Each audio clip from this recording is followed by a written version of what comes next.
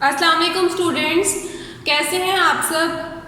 तो क्लास हमने previous lectures में 2.4 एक्सरसाइज तक सारा कंप्लीट कर चुके हैं।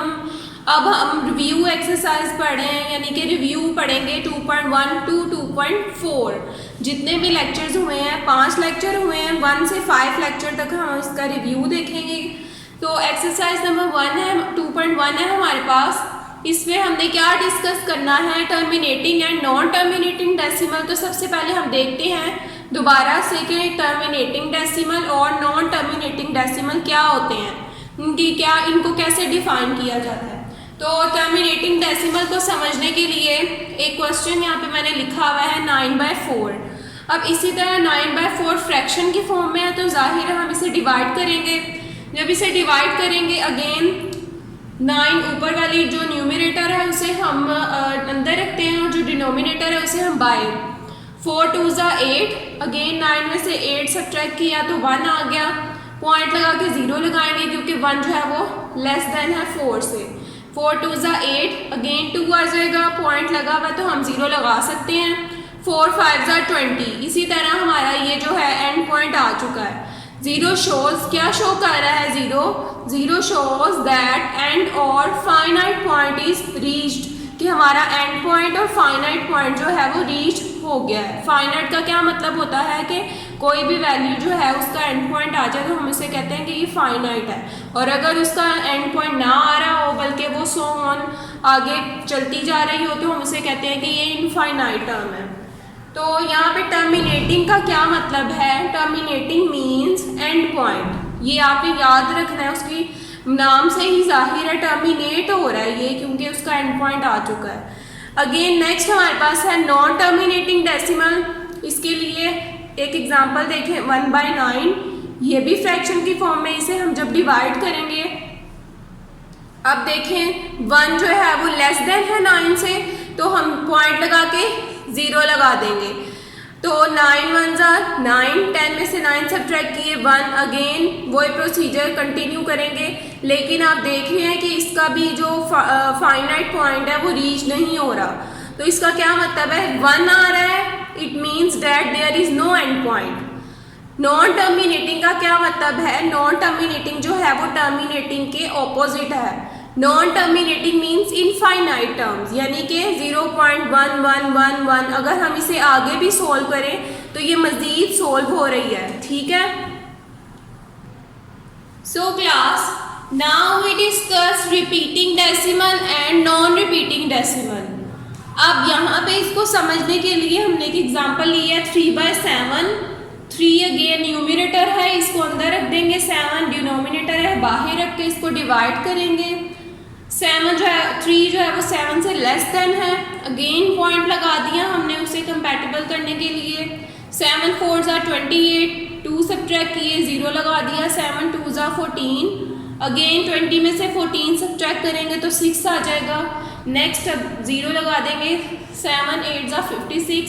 तो ये जब हम डिवाइड करेंगे, इसका एंड पॉइंट नहीं आ रहा, 5 इसका आ रहा है, क्योंकि ये रिपीट होता जा रहा है इनफाइनाइट टर्म्स तक। तो हमें पता है कि जब इनफाइनाइट टर्म्स आ रही होती हैं तो ये कौन सा डेसिमल होता है, नॉन टर्मिनेटिंग डेसिमल होता है। इनफाइनाइट और non terminating decimal shows that it is repeating decimal. Repeating का क्या मतलब है, चूंकि ये रिपीट हो रहा है, इसका कोई एंड पॉइंट और या इनफाइनाइट पॉइंट नहीं रीच्ड हुआ। अब नेक्स्ट हमारे पास है नॉन रिपीटिंग डेसिमल। 4/5, इसका हमने एग्जांपल ली है 5। डिनोमिनेटर को बाहर रख देंगे, 4 को अंदर रख के इसको हम डिवाइड करेंगे, पॉइंट लगा के 0 लगा देंगे। 5 8 40, अगेन अब इस देखें 0 जो है वो इसका फाइनाइट पॉइंट रीच हो चुका है। Finite point shows that it is non repeating decimal, क्योंकि इसका एंड पॉइंट जो है वो आ चुके हैं और ये रिपीट नहीं हो रही वैल्यू जो ये कौन सा होगा, नॉन रिपीटिंग डेसिमल। जी स्टूडेंट्स, तो अब एक्सरसाइज नंबर 2.2 का रिव्यू देखते हैं। इसमें क्या है कि हमने स्क्वायर्स फाइंड करने हैं और समीशन पैटर्न बनाना है। स्क्वायर्स कैसे फाइंड करते हैं, जैसे यहाँ पे आप इसकी डेफिनेशन है, when a number is multiplied by itself then the product is known as the square of the number. हम जो नंबर है उसको उसी के नंबर के साथ मल्टीप्लाई जब करेंगे तो उसे हम कहते हैं कि वो उसका स्क्वायर है। A number multiplied by itself a number. अब 13 है यहाँ पे, 13 को हम 13 से ही मल्टीप्लाई करेंगे और इसे जो हम मैथमेटिकल फॉर्म में लिखेंगे वो कैसे लिखेंगे, 13 का स्क्वायर, ठीक है। 13 के ऊपर 2 डाल देंगे उसकी पावर में, इसे हम कैसे पढ़ते हैं 13 का स्क्वायर। अब इसको जब हम 13 को 13 से क्रॉस मल्टीप्लिकेशन करेंगे इसकी, तो हमारे पास क्या आंसर आएगा 169। नेक्स्ट हमारे पास 25 है, 25 की अगेन स्क्वायर फाइंड करेंगे। 25 क्रॉस 25, इसको मैथमेटिकल फॉर्म में कैसे लिखेंगे 25 स्क्वायर। अब इसको जब मल्टीप्लाई करेंगे तो ये इसका आंसर क्या आएगा 625। अब स्क्वायर्स के बारे में हमने पढ़ लिया। नेक्स्ट हमारे पास है समीशन पैटर्न। अब सम, जैसे सम से नाम से ही आपको पता चल रहा है कि हमने इसे एडिशन की फॉर्म में लिखना है। समीशन, अब इसका पैटर्न हम कैसे बनाते हैं, जैसे यहाँ पे 5 स्क्वायर है, अब 5 के स्क्वायर का पैटर्न हम किस तरह ड्रॉ करेंगे, जो नंबर स्टार्ट होगा वो 1 से स्टार्ट होगा और एंड भी नंबर 1 पे ही होगा। Each row starts and ends by digit 1. The digits increase up to the number whose square is required and then decrease. आप उस 1 को उस नंबर तक इंक्रीज करेंगे जिसका हमने समीशन पैटर्न ड्रॉ करना है। अगेन जब हम इंक्रीज कर देंगे उस नंबर तक, आपने डिक्रीज करना है वहीं से नंबर 1 पॉइंट तक। सो 1 पॉइंट से स्टार्ट करके एंड भी 1 पे ही करना है। अब इसका समीशन पैटर्न कैसे होगा, 1 + 2 + 3 + 4 + 5 तक आपने इंक्रीज कर दिया। देन आप डिक्रीज करेंगे उसे 5 से 1 तक, +4 + 3 + 2 + 1। अब जब हम इसे ऐड करेंगे ना, तो ऐड करके इसका आंसर उसका स्क्वायर ही आएगा, यानी कि 5 का स्क्वायर हमारे पास 25 होता है। तो जब इन तमाम वैल्यूज़ को हम ऐड करेंगे तो हमारे पास आंसर भी 25 ही आएगा। नेक्स्ट हमारे पास है 3 का स्क्वायर।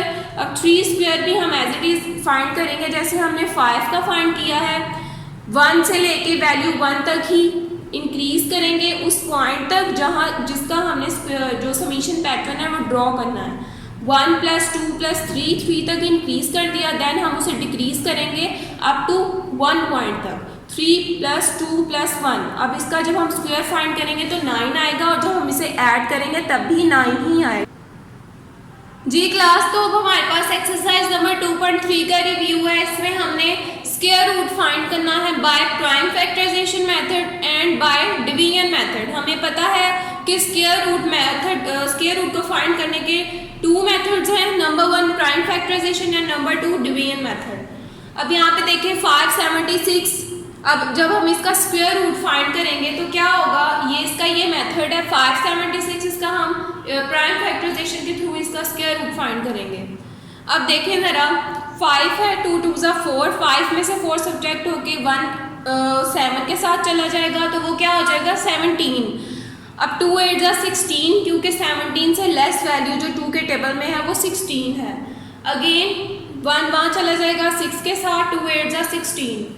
नेक्स्ट हमारे पास अगेन हमें पता है कि ये 288 जो है वो 2 के टेबल पे ही आ रहा है। 2 1 = 2, 2 4 = 8, 2 4 = 8। नेक्स्ट 2 7 = 14, 2 2 = 4, 2 3 = 6, 6 में से जो 7 जो में से 6 सब्ट्रैक्ट होके 1 उधर चला जाएगा तो वो क्या वैल्यू बन जाएगी 12, 2 6 = 12। अगेन 2 1 = 2, 2 8 = 16, 2 9 = 18, 3 3 = 9, 3 1 = 3। ये तमाम जो वैल्यूज़ हैं इसे हमने प्लेस कर देना है 576 के स्क्वायर रूट की वैल्यूज़ के तौर पर बाय प्राइम फैक्टराइजेशन मेथड। अब जब हम इसे रिप्लेस करेंगे तो देखें 2 की 6 वैल्यूज़ हैं। अब स्क्वायर रूट में इसकी पेयरिंग करके हम लिखेंगे जो तमाम वैल्यूज़ हमारे पास आई हैं। अब हमें पता है कि जो स्क्वायर है वो स्क्वायर रूट से कैंसिल आउट हो जाता है। ये तमाम वैल्यूज़ के जो स्क्वायर है वो स्क्वायर रूट से कैंसिल आउट हो जाएंगे तो हमारे पास वैल्यू क्या आएगी 2 × 2 × 2 × 3। अब हम इसको मल्टीप्लाई करेंगे तो हमारे पास क्या आ जाएगा 24। ये बाय प्राइम फैक्टराइजेशन मेथड के स्क्वायर रूट फाइंड करने का तरीका है। नेक्स्ट हमारे पास है बाय डिवीजन मेथड। अब इस पे जो हमारे पास क्वेश्चन है 15129, इसका हम बाय डिवीजन मेथड इसका स्क्वायर रूट फाइंड करने लगे हैं। तो क्लास इसका क्या मेथड है, सबसे पहले हमने इसकी पेयरिंग करनी है। जैसे मैंने आपको प्रीवियस लेक्चर में भी बताया था कि कि हमने इसकी पेयरिंग राइट साइड से स्टार्ट करना शुरू करनी है और लेफ्ट साइड पे जो डिजिट रह जाएगा, अब देखें यहाँ पे ऑड नंबरिंग में है वैल्यूज 1, 5, 1, 2, 9, तो ये टोटल कितनी वैल्यूज है हमारे पास 5 वैल्यूज हैं। अब राइट साइड से जब हम इसकी पेयरिंग स्टार्ट करेंगे तो 2 पेयर बन जाएंगे और एक पेयर जो है वो एक्सट्रीम लेफ्ट साइड पे बाकी रह जाएगा। नेक्स्ट हमारे पास हमें पता है कि जो भी वैल्यू हम उससे मल्टीप्लाई करते हैं उसके स्क्वायर्स के साथ मल्टीप्लाई करते हैं। अगर 1 के साथ मल्टीप्लाई करेंगे तो 1 को 1 के साथ, 2 को 2 के साथ, इसी तरह तमाम वैल्यूज़ को उसके स्क्वायर्स के साथ ही मल्टीप्लाई करेंगे। अब यहाँ पे 1 है तो 1 1 ज़ा 1, 5 1 एक पेयरिंग है, नीचे उसे पूरे को ही नीचे हम उतारेंगे। नेक्स्ट हमारे पास है, अब जो हम इसे ये क्वोशंट और होता है डिवीज़र, उसको हम ऐड करके लिखते हैं। 1 + 1 2 हो जाएगा, जिसे हम नीचे लिख देंगे। अब नेक्स्ट 2 को हम किस वैल्यू के साथ मल्टीप्लाई करें कि 51 आ जाए, जो उसके डिवीज़र में भी लिखना है और क्वोशंट में भी लिखना है। तो हम 2 को 2 के साथ ही मल्टीप्लाई करेंगे, तो हमारे पास क्या वैल्यू आ जाएगी 44। अब नेक्स्ट 51 में से 44 सब्ट्रैक्ट किया तो 7 आ जाएगा। अब 7 जो नेक्स्ट वैल्यू है 51 से पूरी वो 29 है, उस पूरी को हम वैल्यू को नीचे उतार लेंगे क्योंकि वो पूरा एक पेयर है। 7 29 वैल्यू है। अब देखें 2 को पहले तो हमने 1 में 1 ऐड करके 2 लिख दिया था, नेक्स्ट वैल्यू 2 + 2 है, तो 2 + 2 क्या हो जाएगा 4, यानी कि 2 4 24 आ जाएगा। अब 24 को हम किसके साथ मल्टीप्लाई करेंगे 7 29 आ जाए, जो इसके डिवीज़र और क्वोशंट दोनों में लिखा जाएगा। तो 24 को हम 3 के साथ मल्टीप्लाई करेंगे, जो डिवीज़र और क्वोशंट दोनों में आया हुआ है। तो इसको मल्टीप्लाई किया तो हमारा पूरा आंसर आ चुका है। अब इसे सब्ट्रैक्ट करेंगे तो एंड पॉइंट आ जाएगा, यानी कि फाइनाइट पॉइंट हमारा आ चुका है। तो हमारे पास क्या आंसर आ जाएगा इसके स्क्वायर रूट का 123। जी क्लास, तो अब हम एक्सरसाइज नंबर 2.4 का रिव्यू देखते हैं। इसमें हमारे पास सिर्फ ये डिफरेंस है कि इसका हमने स्क्वायर रूट फाइंड करना है, यहाँ पे फ्रैक्शंस का स्क्वायर रूट फाइंड करना है। इसके भी 2 ही मेथड्स हैं, by prime factorization method and by division method. अब देखिए यहाँ पे नंबर 1 पे हमारे पास क्वेश्चन जो है वो फ्रैक्शन की फॉर्म में है, यानी कि 9/6। इसका इसी तरह स्क्वायर रूट की फॉर्म में लिखेंगे, दोनों का अलग अलग कर दिया अपनी आसानी के लिए। तो सबसे पहले हम 9 यानी कि न्यूमरेटर जो है उसका हम प्राइम फैक्टराइजेशन मेथड के थ्रू स्क्वायर रूट फाइंड करते हैं। अगेन ये 3 3 ज़ा 9, 3 1 ज़ा 3, यानी कि हमारे पास 2 डिजिट्स आ गए हैं 9 के। अब हमारे पास नेक्स्ट है 16 का इसी तरह हमने डिवीजन मेथड के थ्रू फाइंड करना है,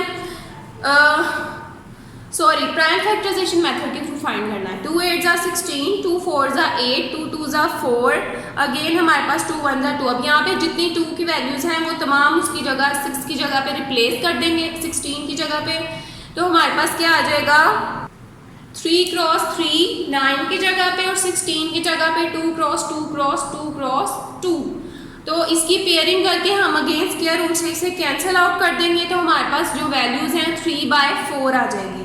अब नेक्स्ट जो हमारे पास क्वेश्चन नंबर 2 है, बाय डिवीजन मेथड के हमने फाइंड करना है। ये भी फ्रैक्शन की फॉर्म में दिया हुआ है, 169 डिवाइडेड बाय 289। अब सबसे पहले हम इसे स्क्वायर रूट की फॉर्म में लिखेंगे। अगेन बाय डिवीजन मेथड के थ्रू हम इसे फाइंड करेंगे। सबसे पहले 169 का राइट साइड से इसकी पेयरिंग स्टार्ट करेंगे, तो इसका एक ही पेयर बनेगा। तो इसके जो एक्सट्रीम लेफ्ट साइड पे है वो रह जाएगा, लेफ्ट साइड पे हमारा जो एक डिजिट बाकी रह गया है उसको हम 1 के साथ उसका स्क्वायर लेंगे, 1 1 ज़ा 1, नीचे पूरी वैल्यू उतार देंगे 69, 1 को 1 में ऐड कर देंगे, अगेन 2 आ जाएगा। अब 2 को क्वोशंट और डिवीज़र दोनों के साथ इस तरह मल्टीप्लाई हमने करना है कि 69 वैल्यू आए। तो हम 3 के साथ करेंगे 69 आ जाएगा। अगेन हमारे पास 289 है, इसकी जब हम पेयरिंग स्टार्ट करेंगे इसका भी एक ही पेयर बनेगा, लेफ्ट साइड पे एक पेयर बाकी रह गया जो कि 2 है। अब हमें पता है कि अगर हम स्क्वायर्स को आपस में मल्टीप्लाई करवाते हैं, लेकिन अगर हम यहाँ पे 2 को 2 के साथ मल्टीप्लाई करवाएंगे तो वो जो 2 2 ज़ा 4 वैल्यू जो है वो 2 से ग्रेटर देन है। अगेन हम क्या करेंगे 1 को 1 से ही मल्टीप्लाई करवाएंगे। 2 में से 1 सब्ट्रैक्ट किया 1 आ जाएगा, 89 पूरा जो पेयर है वो इसी तरह हम नीचे उतार लेंगे, 189 आ जाएगा। अगेन 1 में 1 ऐड किया 2, अब 2 को हम क्वोशंट और डिवीज़र दोनों में इस तरह मल्टीप्लाई करेंगे कि हमारे पास जो आंसर है वो 189 आ जाए। तो हम 7 के साथ इसको जब हम मल्टीप्लाई करेंगे तो हमारे पास क्या आ जाएगा, पूरा 189, यानी कि फाइनाइट पॉइंट हमारा रीच हो चुका है। नेक्स्ट हम इसे रिप्लेस कर देंगे 169 स्क्वायर रूट की जगह पे 13 एंड 289 स्क्वायर रूट की जगह पे हमारे पास क्या आ जाएगा 17।